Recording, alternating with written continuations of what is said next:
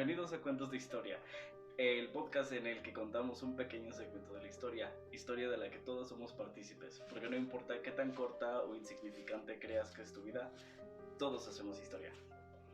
Y yo seré su narrador el día de hoy. ¿Cómo estás, Chucho? No me digas Chucho, güey. Prefiero que me digan Jesús, Dios del universo, Papi, señor Papi, Papacito. No. Hay dos cosas que no me gustan que me digan. Chucho, porque siempre fui Chucho y ya no quiero serlo. Suena chistoso, pero es cierto. Y la otra cosa que no me gusta que me digan es amigo. ¿Por qué no, amigo Chucho? Púdrete, porque siento que me van a vender algo, güey. Sí, yo también. Siempre que estoy en la calle, ya sea que esté solo o acompañado de quien sea. Hola amigos, ¿cómo están? Chingue su madre, amigos, ustedes son pareja. No mames. Sí, a mí me pasa lo mismo. Yo también siento que me van a pedir algo cuando me dicen amigo. Sí, es muy extraño. La gente de aquí, creo que más que de otros lugares a los que he ido, son los que te dicen amigo.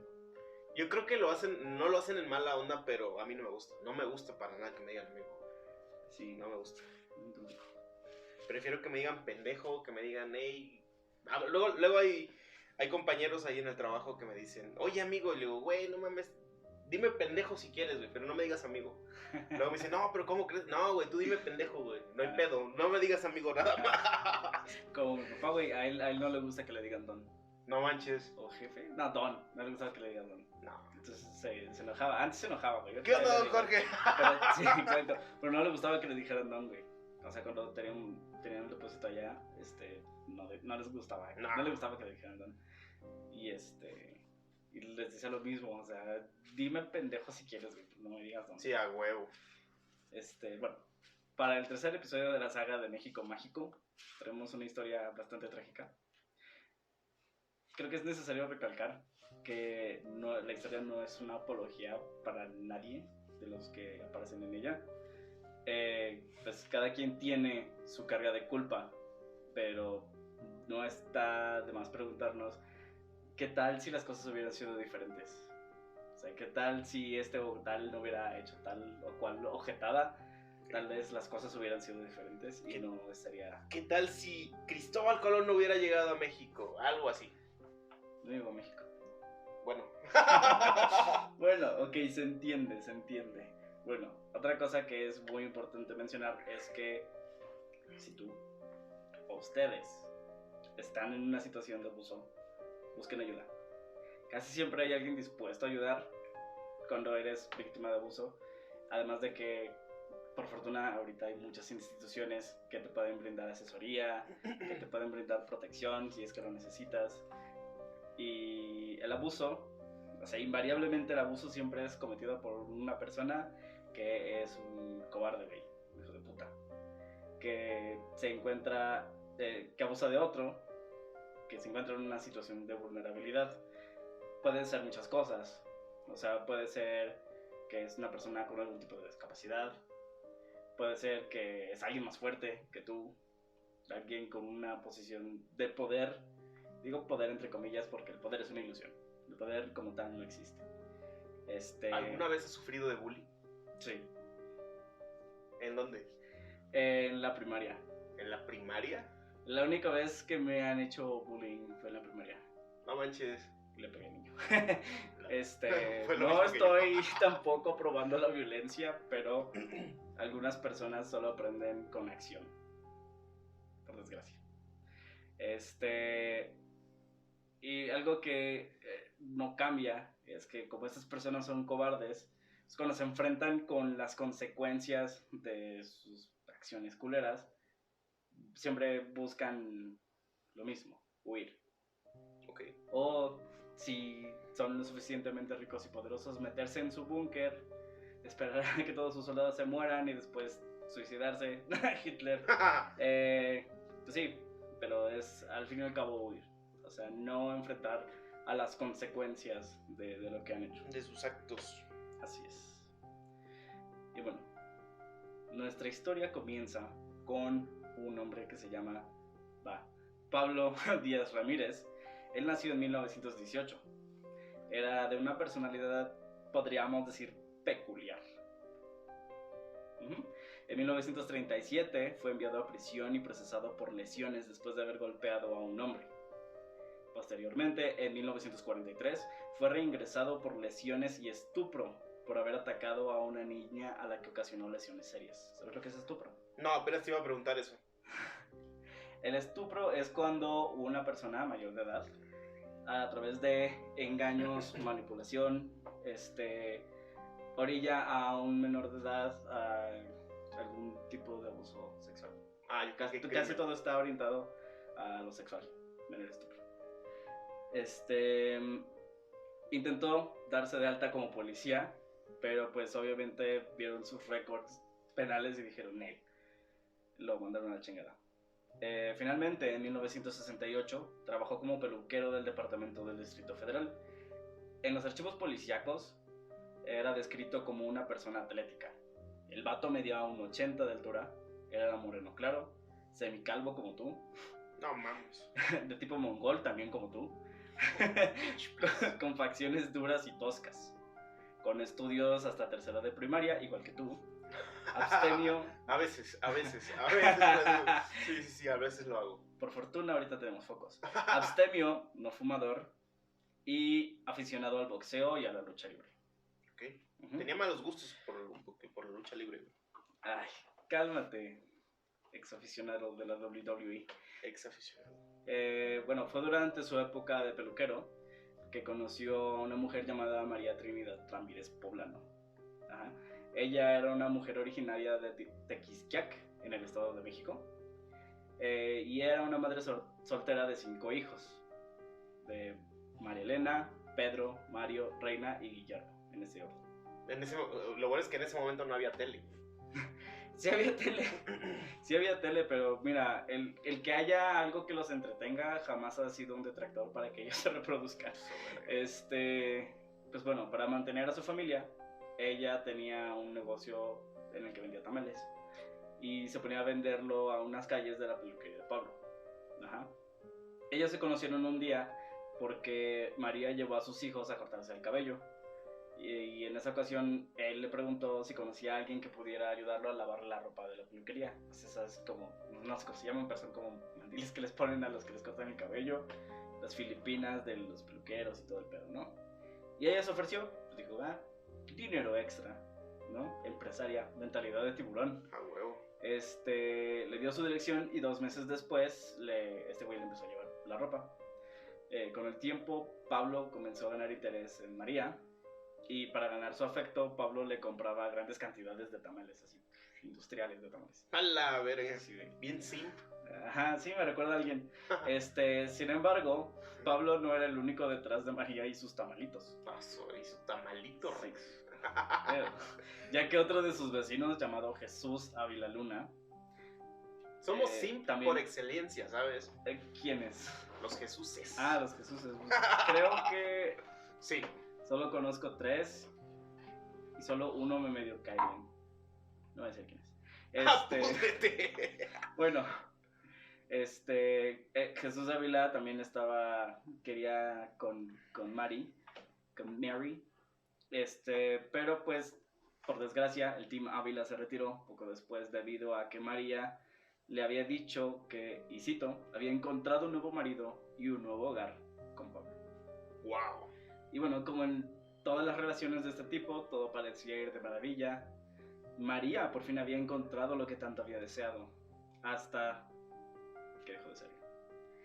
Pablo pronto se dio cuenta de que María ganaba mucho más dinero vendiendo tamales de lo que él hacía en la peluquería, por lo que él pensó que la mejor idea era dejar de trabajar.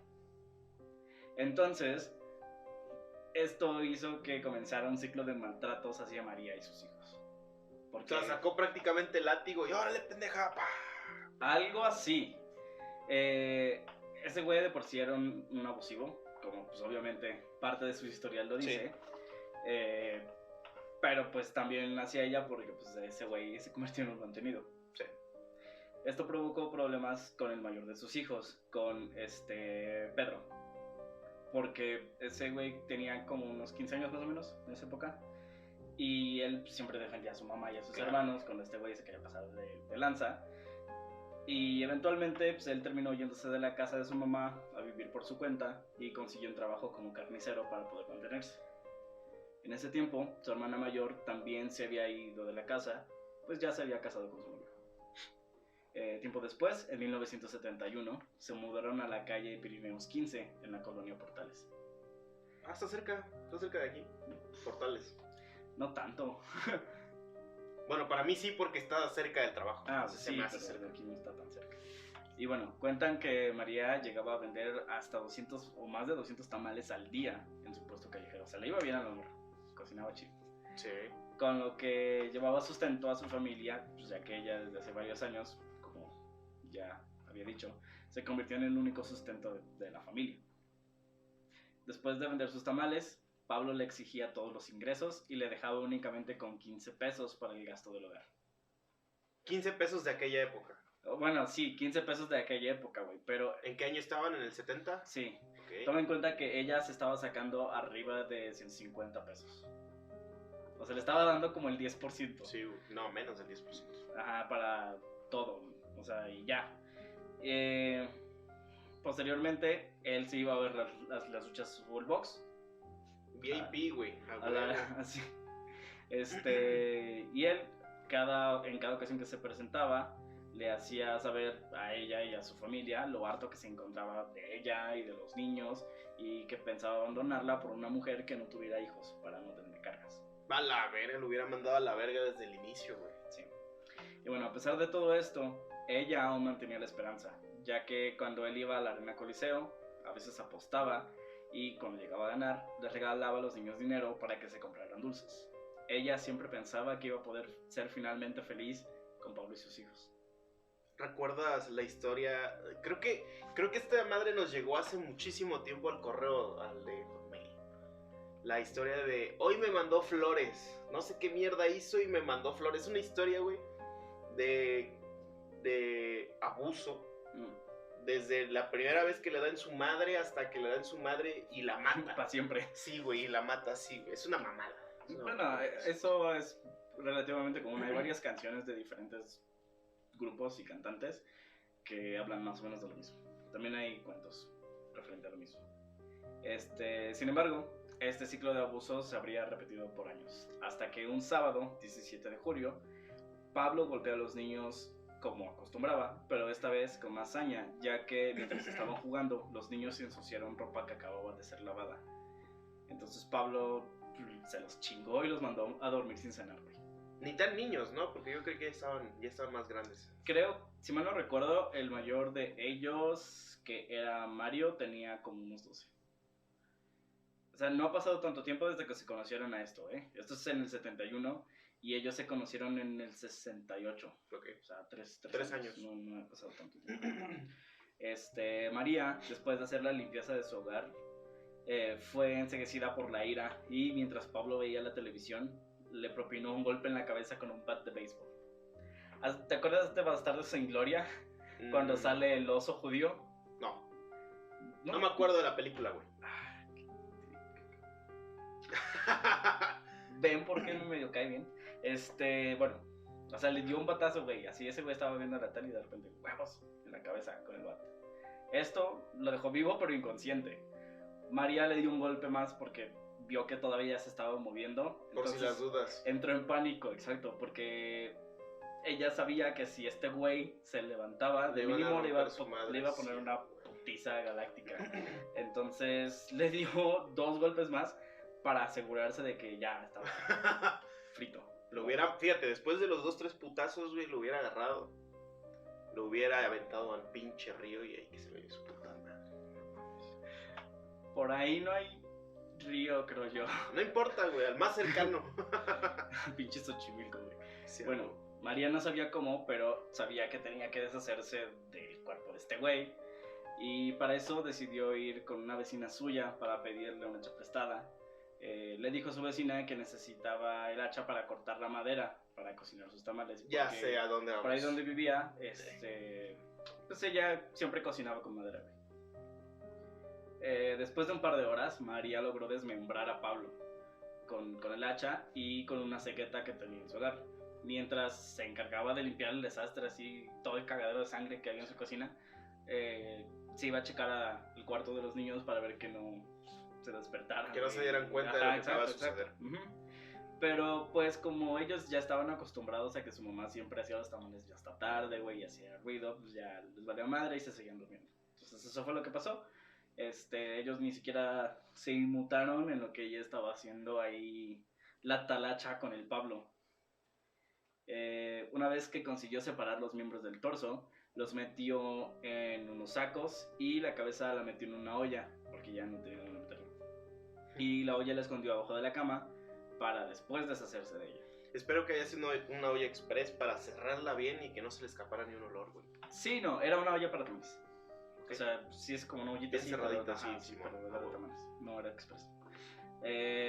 Después subió al carrito en el que llevaba sus tamales, los restos de Pablo, los sacos en los que los llevaba, y empezó a andar hasta que llegó a un terreno baldío ubicado a un lado de la casa 508 en la calle Sur 71A de la colonia Justo Sierra. También es al sur de la Ciudad de México. 2 días después, el lunes 19 de julio, Paula Martínez era una sirvienta de la casa esa, de la 508. Su patrona le ordenó que moviera ese saco para que los de limpieza pública se deshicieran de él, porque ella creía que en ese saco habían pollos, porque había cerca una granja. Entonces ella creía que pues, los de la granja habían echado de pollos que se habían ya muerto quién sabe cómo y ahí los tiraron. Esto sucedió 2 días después, ¿no? Después de que... entonces ya estaba horrible, güey. Sí. Exacto. O sea, cuando ella se acercó, le llegó el chingadazo del olor, pero dijo, pues es que es obviamente algo que se está echando a perder. Ella seguía creyendo que eran pollos, pero ya cuando lo cargó y sintió que no tenían forma de pollos, pues se cagó de miedo y llamó a la policía. 2 agentes llegaron al lugar, los agentes Juan Oliva y Miguel Romero. La identificación del cadáver no fue difícil, porque tenía las manos, entonces pudieron identificar las huellas digitales. Y pues como este güey tenía un pinche récord así, pinche Biblia, de Google, sí, lo encontraron en corto. Bueno, supieron quién era en corto. El martes 20 de julio, el médico legista Enrique Martínez informó al servicio médico forense que, a pesar de que la cabeza había recibido un cuantioso daño, la causa de muerte fue un shock hipovolémico. ¿Sabes qué es eso? ¿Un qué? Shock hipovolémico. No. Es cuando tu cuerpo entra en shock. De dolor. No de dolor, por pérdida de sangre. O sea, simplemente se empiezan a apagar cosas para que le dé prioridad el flujo sanguíneo a las cosas que sí son, con las que puedes vivir si estás perdiendo sangre. O sea, tu cerebro, corazón, pulmones. Ajá. Y corta la sangre a básicamente todo lo demás. Y eso significa que para el momento en el que María comenzó a cortar las extremidades de Pablo, él seguía con vida. Lo destazó vivo. Súper. ¿A poco no se dio cuenta de que el vato estaba respirando? Yo creo que no, porque no estaba entrenada para nada de eso. 2, estaba en shock porque cagaba de miedo y tengo que deshacerme de esto. Y 3, probablemente su respiración no creo que haya desaparecido, pero tal vez se vio disminuida. Entonces sería tal vez difícil de notar para alguien que no lo está buscando. Después de investigar, se dispusieron a visitar a su ahora viuda para notificarla del deceso y cuestionarla por si podía brindar alguna información que pudiera esclarecer lo que le pasó a Pablo. Una vez en el lugar, los agentes Gonzalo Valderas Castelar, Juan Ayala Ángeles y José Cabrera tocaron a su puerta. María salió a su encuentro y les preguntó, ¿qué se les ofrece? Pero así, en un tono seco, güey, casi sin verlos. Así como, ¿qué? Y uno de ellos le preguntó, ¿es usted María Trinidad, esposa del peluquero Pablo Díaz Ramírez? Y ella les contestó, sí, señor. Y le preguntaron, ¿dónde se encuentra él? Y entonces ella se palideció, güey. Y ya se paniqueó, güey, ya no supo qué hacer. De ahí, güey. Y pues con voz cortante y seca y pues bastante nerviosa, les dijo, no sé, se fue a trabajar desde el sábado y no ha regresado. Y le preguntaron, ¿tiene idea de dónde lo podemos localizar? Y ella les contestó, no señor, con frecuencia deja de venir a la casa, tal vez no dilate. Los investigadores se miraron entre sí, sospechosamente, y no sabían si debían decirle, o sea, que lo habían encontrado, bueno, parte de él lo habían encontrado, pero como la vieron muy seria y muy fría, supusieron que estaría bien, o sea, como para soportar la noticia. Y le dijeron, señora, su esposo está muerto. María no se movió, no emitió palabra alguna. No lloró. Estaba no prácticamente inmutable. Solo cerró los ojos y sus párpados y sus labios temblaron. Este hecho levantó las sospechas de los agentes, que se esperaban que ella rompiera en llanto, se conmoviera, güey, o hasta que se pusiera histérica al conocer el desenlace de su ahora difunto esposo. Pero no. O sea, prácticamente les dijo, yo lo maté y me vale más. No, simplemente no tuvo reacción. Y pues fue entonces que el agente Gonzalo le pidió que les acompañara porque pues, a su parecer actuaba como si ella ya supiera de lo que ellos estaban hablando. Acompáñenos a la jefatura de policía, le dijo la gente. María solo le preguntó si podría llevarse un suéter. Le dejaron volver adentro por el suéter y se despidió de su hija, que estaba escuchando una radionovela. Ya en la jefatura de policía, en la oficina de un comandante, María fue interrogada. Voy a leer la transcripción del interrogatorio. Cuéntenos si su esposo tenía enemigos. Sí, señor. En las últimas semanas lo noté bastante nervioso. Me dijo que en 3 ocasiones lo habían detenido por vender marihuana y cuando se quiso retirar del negocio lo amenazaron. Ok. Más arriba, ¿no? ¿Sabe los nombres de los hombres? No, señor. Me dijo que lo citaban en la arena Coliseo durante las luchas. Pablo era muy aficionado. ¿Tenía usted pleitos frecuentes con él, señora? Y ella, en un momento, pensó en lo que iba a decir y con voz entrecortada repuso, sí, señor. Sabe, Pablo fue mi segundo esposo. Me separé del primero porque me engañaba en mi propia casa. Conocí a Pablo en la peluquería donde trabajaba, en la calle Emiliano Zapata, cerquita de donde vendía yo los tamales. En una ocasión que llevé a mis hijos a pelar, Guillermo, Reina y Mario, de 6, 10 y 11, me dijo que le buscara a alguien para que le lavara su ropa, las filipinas del negocio. Y pues le contó básicamente todo hasta ese momento, ¿no? Y él le preguntó, ¿la aceptó con sus 3 hijos? Y él le dijo, ella le contestó, ¿No sí, eran sí, 5? Es que eran 5. Sí, eran 5, pero los dos Los mayores fueron los que se fueron. Sí, la mayor se casó y el otro se cagó de este güey y todo el pedo y se fue a vivir solo. Ok. Los agentes sospechaban que había sido asesinado por cuestiones sentimentales y pues querían ver bien qué rollo. Pero ya estaban dudando de la morra, ¿no? Ahorita ya, pero en un principio no tenían idea. O sea, creían que el caso sí estaba relacionado con alguna cosa sentimental, pero todavía no tenían nada claro. Ahora, María, aún más nerviosa, les confesó que ellos reñían con frecuencia y recordó que Pablo no quería a sus hijos y que les pegaba por cualquier razón. Y pues básicamente con lo que agarrara, güey, o sea, ahí te va un pinche chanclazo, ahí te va un cinturonazo y ahí te va el sartén. Sí, a huevo. También les informó que en su última discusión, el sábado 17 de julio, él le había dicho que se quería separar de ella y que se iría con otra mujer. Eso me dio mucho coraje. Después de que casi no trabajaba y se pasaba el día en la casa acostado, me quitaba los 120 pesos que ganaba diariamente con la venta de los tamales y solo me dejaba 15 pesos para el gasto. Por las noches se iba al cine, al box o a las luchas. Y además les pegaba a mis hijos. Me dio mucho coraje, dijo María. Y entonces el agente le preguntó, ¿por eso lo asesinó? Y pues María estaba acorralada, güey. Y ella nada más miró a la gente y le contestó, sí, señor. Por eso ¡Wow! lo merecía. Y pues la neta sí, se lo merecía. ¿No mintió? No mintió, o sea, pero pues tal vez alguien le hubiera aconsejado otra cosa.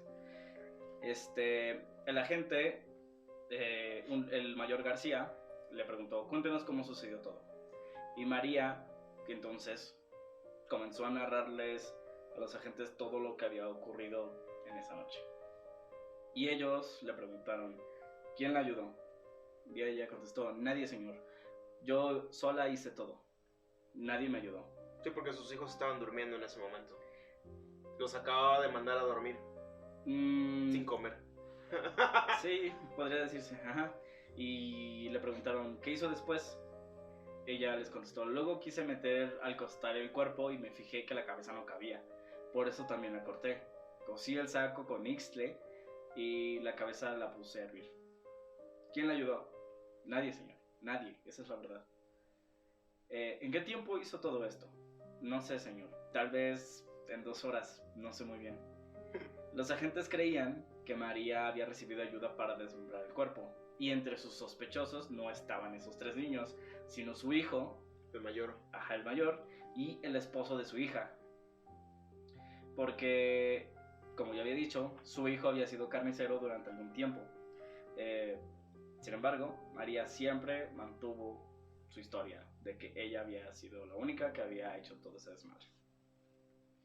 El 31 de julio, todo esto es del mismo año, El 31 de julio se le declaró formal prisión y se le asignó un abogado de oficio para que llevara su caso. Su abogado, Ángel Lima Morales, le pidió la pena mínima para su defendida al juez, ya que era su primer crimen, y también pues daba las razones de que pues, ella lo había hecho por razones emocionales. Un criminal, Sí, exacto, o sea, que había aguantado el maltrato de este güey. O sea, que ese güey no solamente era un ojete, sino que era el tipo de persona que hasta se jactaba de las cosas que había hecho. Por ejemplo, ella recuerda que él, casi como presumiendo, le decía que había estado en el Palacio Negro de Lecumberri. No sé si sabes qué es eso. No. Bueno, es una de las... Ahorita ya no era. Ahorita creo que es el Archivo Federal de la Nación. Pero antes era una cárcel que fue construida durante el Porfiriato para prisioneros políticos, básicamente. De hecho, dato curioso, Juan Gabriel estuvo en Lecumberri. ¿Qué hizo? Lo acusaron de robo. Ah, no manches. Lo acusaron de robo y estuve ahí un rato. Se robó los corazones de la gente mexicana, güey. Exactamente. Sí, no, pero eso no es todo. O sea, ahí terminaba mucho tipo de gente. Principalmente los criminales que tenían más notoriedad por el tipo de crimen que hacían o porque eran prisioneros políticos. Por ejemplo, otro personaje... Eran prisioneros VIP. Sí, otro personaje que también estuvo ahí, y no les voy a decir el nombre porque voy a hablar de él después, es un asesino en serie mexicano que no solo hicieron una obra de teatro acerca de su vida, sino que él fue invitado a hablar en el Congreso y recibió aplausos de pie de los políticos mexicanos. Porque según decían, era un ejemplo de que gracias al excelente trabajo de los servicios de seguridad, hasta un asesino en serie se podía reformar. No mames, no. Pues obviamente no se puede reformar un asesino en serie. Entonces, ahí te digo, ahí el edificio está muy bonito. Otra cosa que también surgió de ahí es la J. O sea, estaba dividido por secciones y la letra J estaba casi siempre designada a las personas homosexuales. Entonces, de ahí salió ese... Lo de la J. Es J, sí. Ajá, de ser Joto, ajá. Porque nos mandaban a la J, la letra J. De ahí salió también. No mames, ajá. Es una mamada. Sí, es una mamada. Datos curiosos. Bueno, ¿dónde me quedé? Ah, sí. Bueno, entonces, como te dije, ellos creían que uno de esos güeyes le había ayudado, o los dos, porque pues uno era su hijo, además de que también sabía cosas de cómo desmembrar cuerpos, porque pues había sido carnicero. Yo creo que lo hizo solo, o sea, la morra se dedicaba a hacer tamales, igual y compraba la pinche piecesota de carne, entonces... Pues no sé, O sea, eso es lo que ella dijo y mantuvo su historia hasta el final, güey. Y bueno, como te dije, su abogado trató de que le bajaran la pena por todas las mamadas que le hizo ese güey, que era un culero. Y aún así, o sea, el juicio se tardó 2 años, güey. Y a pesar de haber escuchado todo lo que padeció la señora, de lo culero que era el otro güey, el juez la condenó a 40 años de prisión, que era la pena máxima, bajo los cargos de homicidio cometido con premeditación, alevosía, ventaja y traición. Ok. Así como inhumación clandestina y profanación de cadáver. Todo lo que le pudieron haber clavado se lo clavó ese juez. Sí, güey, o sea... Cuando en realidad, o sea, viéndolo desde cierto modo, la morra solamente se defendió de todo lo que había sufrido, güey. Sí, podríamos decir eso, o sea, sufrió un trauma muy fuerte por todos los años de abuso y simplemente ya no aguantó más y reventó. O sea, es muchas veces lo que pasa, por eso no es buena idea aguantar. No es buena idea aguantar ningún tipo de abuso en general. De estos 40 años, 20 los cumplió en el Centro de Reclusión Femenil en Tepexpan, en Xochimilco. Y el resto de su condena la pasó en Santa Marta Catitla, muy lejos de aquí. En un principio, sus compañeras la veían con recelo, porque los medios, como siempre, ensalzaron la historia, describiendo cómo había permanecido 24 horas con el cadáver de su esposo, cómo lo había desmembrado estando vivo, pues ella ni sabía que estaba vivo, y que había usado partes de su cuerpo para rellenar sus tamales. Sí, desde el inicio me di color de que era esto. Sí, exacto. Entonces, por estas razones, además de que ella era una persona muy tímida, casi no interactuaba,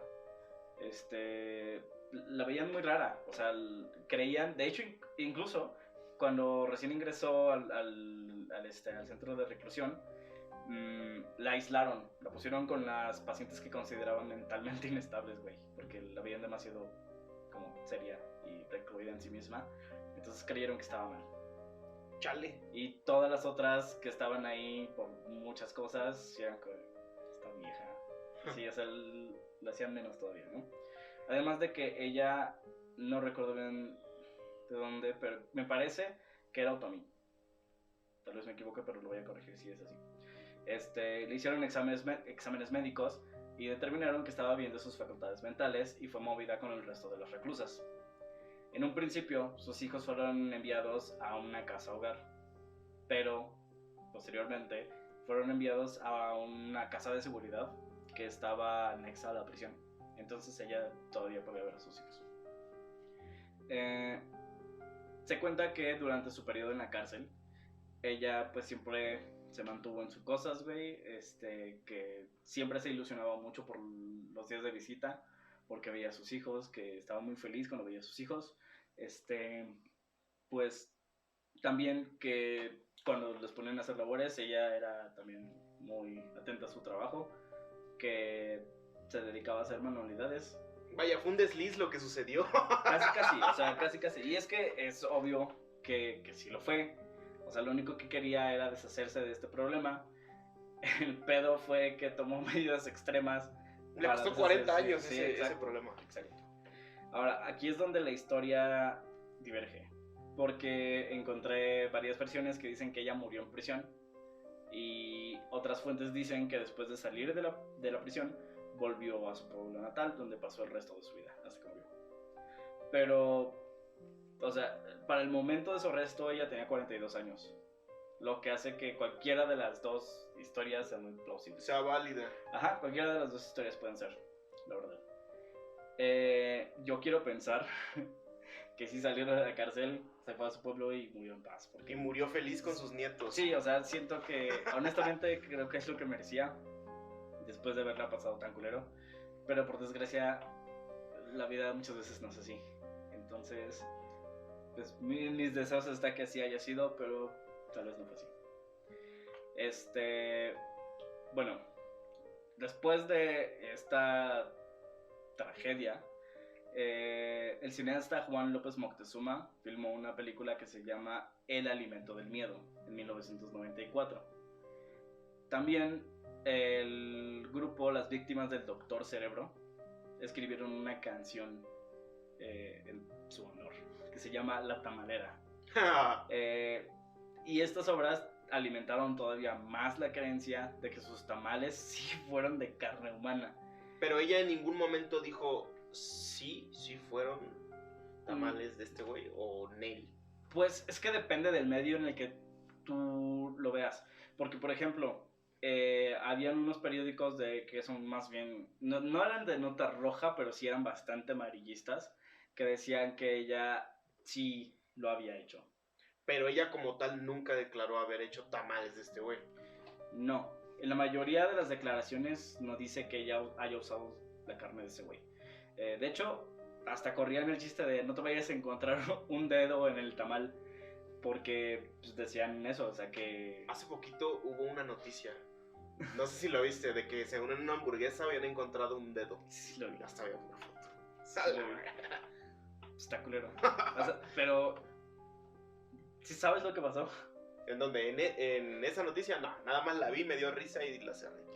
Si mal no recuerdo, no llegó a ningún lado. O sea, les dijeron, es que era un dedo de uno de los empleados. Por eso estaba ahí. ¿Pero por qué? ¿Y qué le pasó al empleado? Y bla, bla, bla. O sea, ¿qué pasó? ¿Por qué estaba ahí el dedo? Y lo único que dijeron en la empresa fue de, es que era un dedo de un empleado. Fin de la historia. No, los hubieran clausurado, pero... Los clausuraron como por 4 horas. Eso sucedió aquí en México. No me acuerdo. Creo que fue en Estados Unidos, pero no me acuerdo. No mames. Pero sí, ese tipo de historias alimentaron la idea de que ella sí había hecho sus tamales con carne humana, cuando pues ella hasta ese momento no había dicho tal cosa. Por ejemplo, aquí tengo la letra de la canción. Y dice, esa tarde doña Macabra, sin imaginar, salió como siempre a vender tamal. Los de dulce, los de nata, los de rajas también.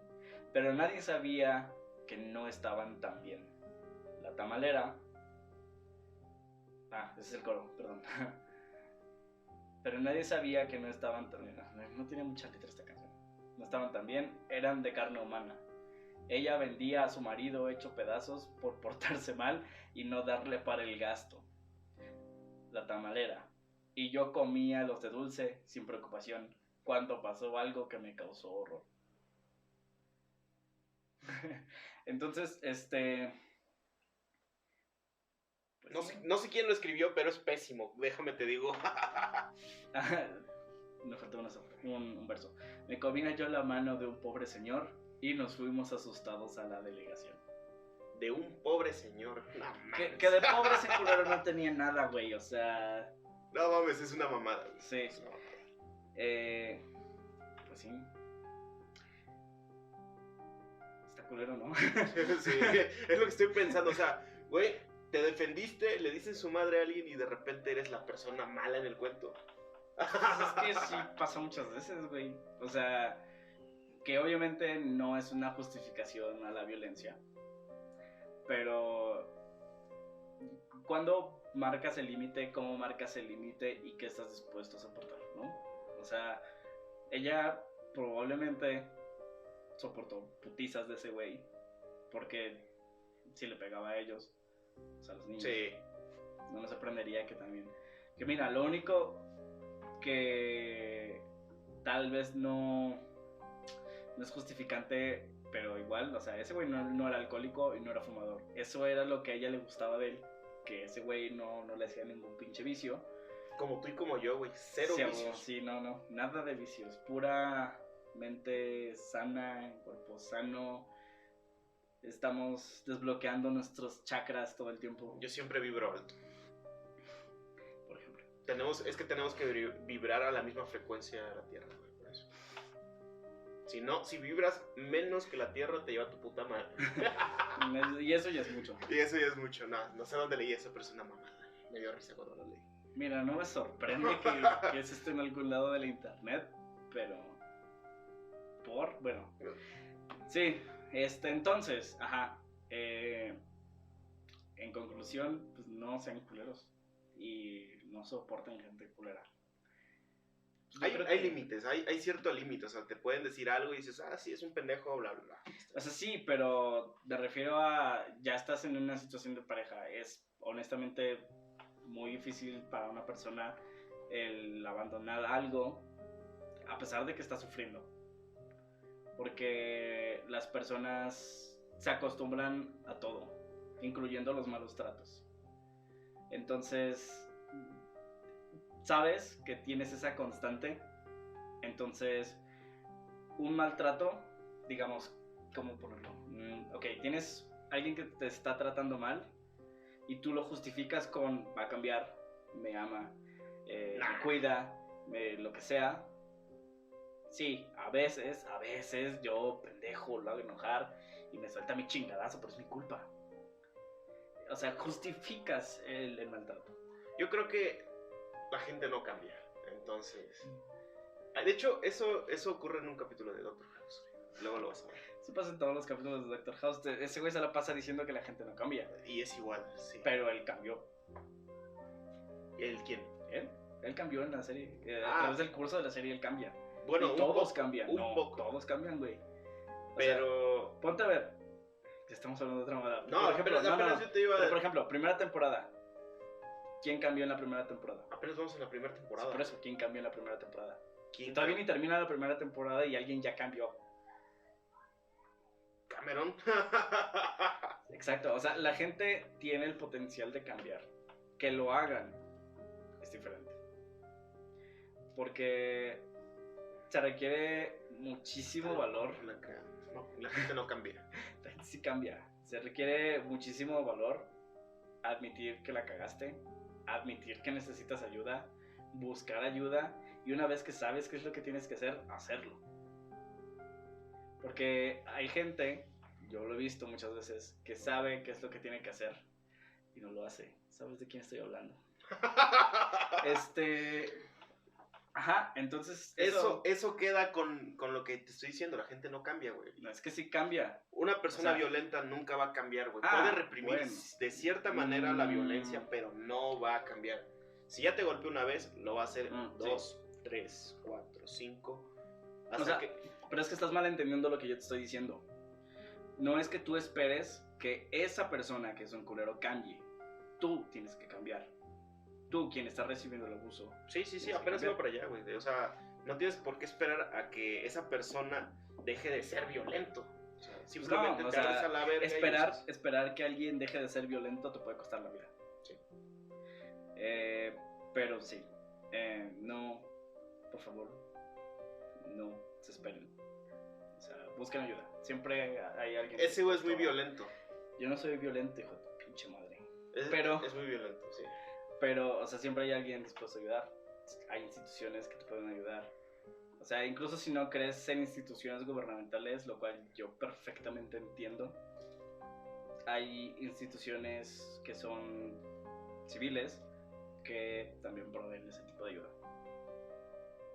O sea, lo importante es saber que no tienes por qué soportar el abuso, que puedes buscar ayuda, que siempre hay alguien que te puede brindar ayuda y que si buscas cambiar, las cosas siempre mejoran. A veces. Es que todo cambio es bueno. Le tenemos miedo al cambio, pero en realidad todo cambia todo el tiempo. Hagas o no hagas las cosas. Por experiencia propia, el cambio es bueno. Siempre va a ser bueno. Sí, o sea, es que todo, incluso si tú no haces algo, hace que todo cambie. La inacción es una acción. Estás diciendo que los pensamientos que creíamos creer no son los pensamientos que creímos que creíamos. Exacto, justo así. Exacto, justo así.